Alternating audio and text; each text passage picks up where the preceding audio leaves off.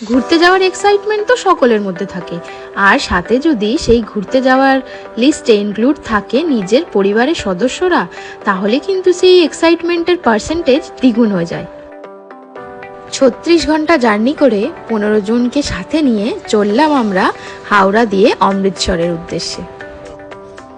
Train দিয়ে নামার পর ক্লান্তি থাকলেও মুখে কিন্তু একদম প্রকাশ করা যাবে না, কারণ এখনো 14 দিন বাকি। ট্রেন দিয়ে নেমে সবাই মিলে এখন যাচ্ছি আমাদের বুক করা হোটেলের উদ্দেশ্যে।